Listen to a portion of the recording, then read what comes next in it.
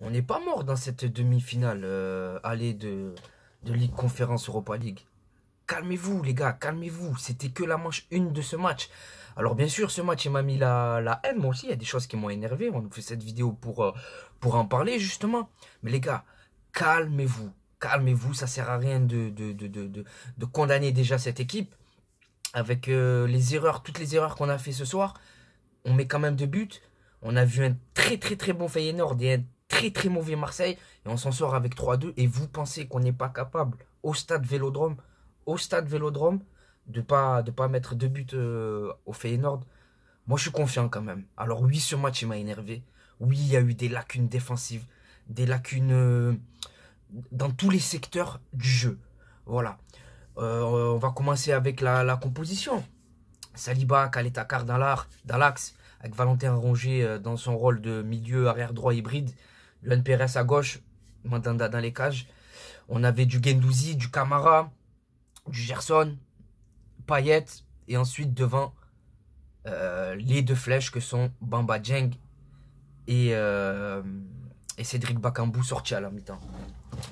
Donc, moi, ce qui me dérange dans cette compo, c'est que avant le match, on sait qu'on a une équipe qui est invaincue déjà. C'est 11 matchs en comptant le match de l'OM. 11 matchs, 11 victoires. Ils sont invaincus dans cette compétition, c'est pas pour rien. Mais on leur a clairement euh, donné le bâton pour nous faire battre. Voilà.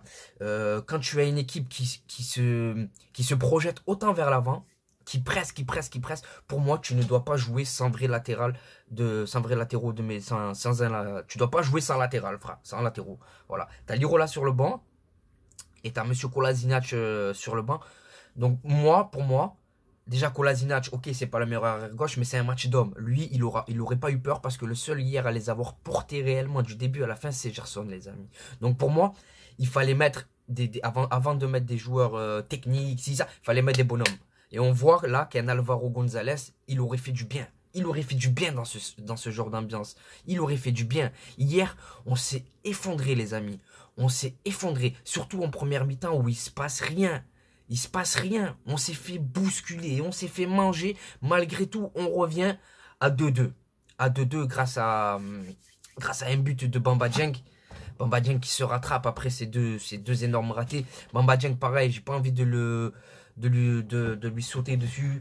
Il est jeune, on voit qu'il a un potentiel, soyons patients. C'est pas encore fini, c'était que la manche 1 de cet acte. Voilà.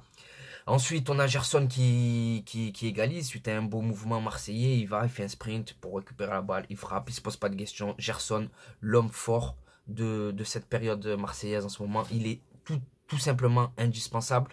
Camara, même s'il a été brouillon, il a fait un match d'homme. Mais voilà. Donc on rentre dans les vestiaires, 2-2.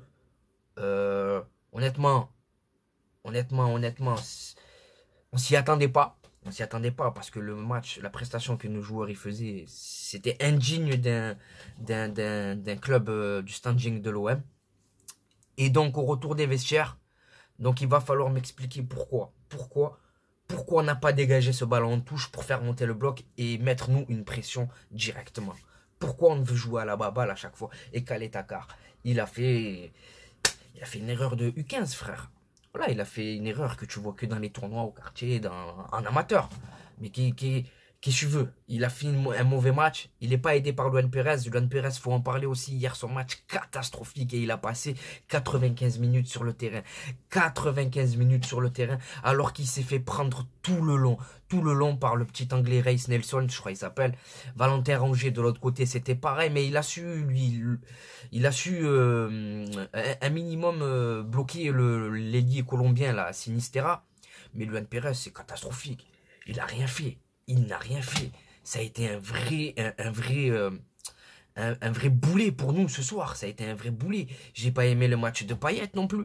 J'ai pas aimé le match de tout le monde en fait. Tu joues une demi-finale de Coupe d'Europe et tu fais rentrer Arek Melik à 3 minutes de la fin. Va falloir m'expliquer pourquoi dans une demi-finale de Coupe d'Europe, on ne voit pas de Harit sur le terrain, même s'il est rentré, on ne voit pas d'Ender sur le terrain, on voit Arek Milik rentrer à 3 minutes de la fin. Moi je comprends pas. Moi, je comprends pas. C'est une demi-finale. Ok, on s'en sort bien 3-2. On n'est pas enterré, on n'est pas mort enterré. Mais pour moi, on a manqué de caractère. On a manqué de cojones. Et surtout, on n'a pas joué notre jeu. On s'est dénaturé. Et ça paye. Ça paye cash quand tu joues pas ton jeu, quand tu te chies dessus aussi, parce qu'il faut le dire, vous vous êtes chiés dessus, les gars. Eux, ils vous ont mis les mains là, là, ils te griffent le visage, et que je te tire. Mais vous, vous avez été trop gentil, trop respectueux de l'événement. Il faut leur rentrer dedans, il faut leur casser une jambe s'il le faut. Vous voyez, parce qu'en fait, quand tu regardes la deuxième période, qu'est-ce qu'ils ont fait, Feyenoord? Ils ont rien fait. Tu as su les maîtriser, tu as su, toi, jouer un minimum ton ballon. Et c'est ça qui donne encore plus d'espoir pour moi. Parce qu'on a vu un très mauvais Feyenoord, un très mauvais Marseille et un très bon Feyenoord. Au final, le résultat, il est 3-2, quoi. 3-2, quoi, tu vois. Donc, on s'en sort plutôt bien.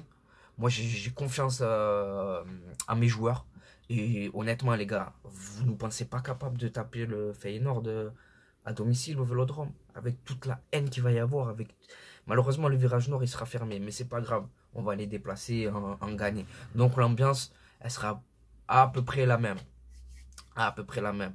Donc les gars, c'était important de ne pas perdre ce match, même si on l'a perdu. C'était important pour préparer Lyon, parce que là, tu prépares Lyon dans 3 jours.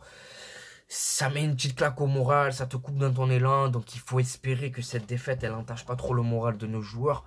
Parce que si c'est le cas, on a plus à perdre qu'une simple demi-finale de Conference League. Donc voilà les amis, c'était tout pour cette vidéo. Allez l'OM et je vous retrouve pour Marseille-Lyon. Ciao.